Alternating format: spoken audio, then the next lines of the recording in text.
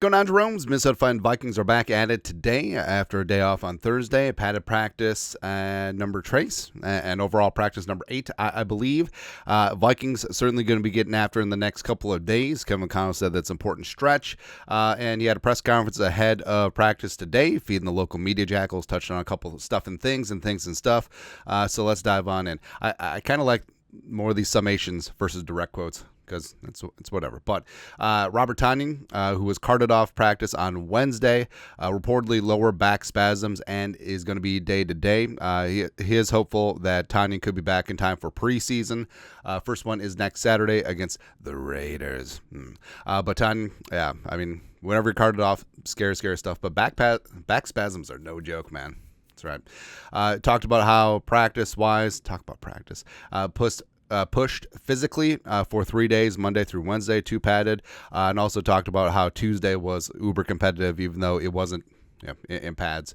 Also, coming up, 3 padded practices in 4 days, going to be a critical stretch for a lot of these guys looking to make the rooster. And also, this is a departure from his last 2 training camps where I don't want to say it was easier, because that's certainly not the term, but they definitely have stressed physicality and full pads and getting after, especially in the trenches. And there is a balance in pushing versus redlining players, which he talked about. Plus, a couple players will be getting veteran days today. I mentioned Jonathan Bullard and Dalton Reisner, veteran days. Also, he talked about how some players are nursing nicks and bruises. Since Bullard and Reisner, both veterans, but also both in the trenches, that could be a sign of what has been going on. And frankly, could be good for both trenches. Also talked about recent free agent signing Fabian Moreau, having vet experience. Also, that crossover in Washington. I forgot about that. So he talked about how he knows the player, knows the man, knows how he is in the locker room. I talked about how it's good to have numbers in the DB room, even with Shaq Griffin as he's working back, because you do have 3 sets of defenses, and making sure that guys aren't getting too many reps, guys aren't getting too taxed. That is important. I don't want guys to get burnt out this time of year, because that leads to fatigue, and fatigue leads to injury, and can't have that.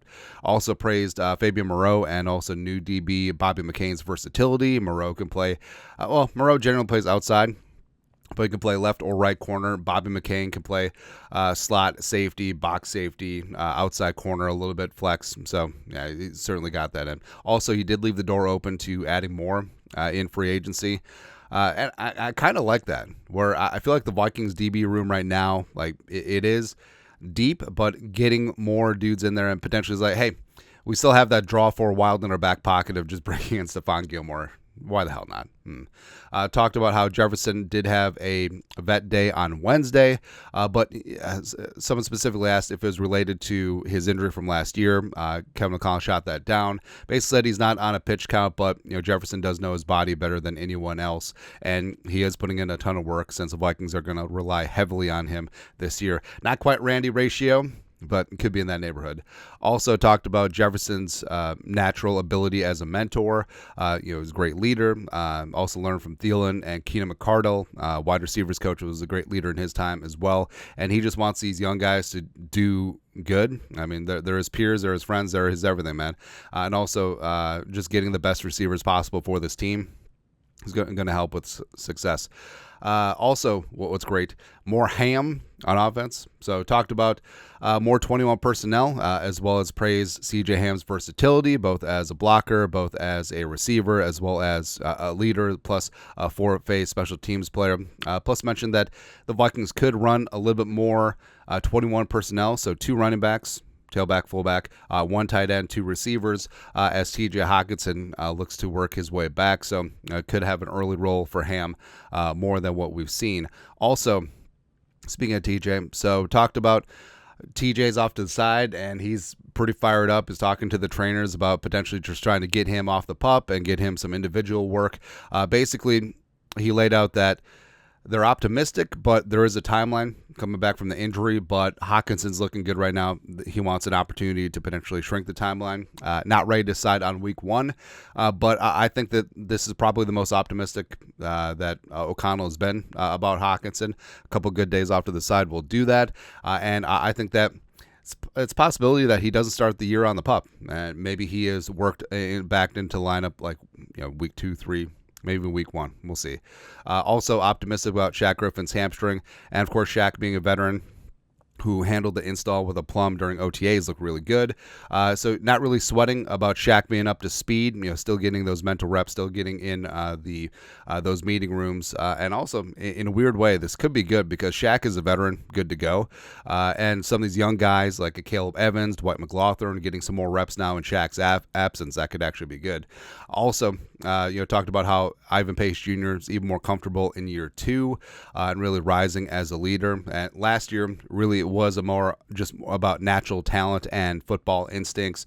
But this year, he's definitely refining his craft and definitely stepping up as a star on this defense, man. So super fired up about Ivan Pace Jr. And then, of course, your daily J.J. McCarthy update. So asked specifically about McCarthy in 2-minute drill and talked about how the goal daily is, the quarterbacks, not just McCarthy, but all of them focusing on what's my job, getting the play call in, spitting it out in the huddle, getting up to the line of scrimmage. What's your footwork? What's the protection? What's everything? And also, McCarthy's looked good, so far, 2s versus 2s, 2s versus 1s, etc. But O'Connell mentioned, throughout training camp, the installations will get bigger and bigger, both on offense and defense. So more of that playbook, more of that call sheet is expanding. So now, McCarthy's looked good in one-off spots where it's generally been scripted. But what about in a game flow situation where you don't know what the play call is going to be? Can you get in and out of the huddle, without being able to mentally prepare yourself for what is coming on? Because plays 1, 2, 3, 4 up through 15, right? So that is a good point by O'Connell, but it's something that's been expanding throughout OTAs and training camp. And McCarthy, it seems like every single day, O'Connell's putting a little bit more on his plate, and he's looking good. And also, Darnold's starting to be more consistent as well. So overall, it's good. It's good all the way around. So very solid, informative press conference from O'Connell today. And like you said, this is an important stretch coming up. Padded today, padded on Saturday, and of course the night practice is going to be padded under the lights in front of the fans at TCO Stadium. I know. What's it called? Oh, well, the actual stadium at TCO as opposed to the practice fields. Anyways, that's it.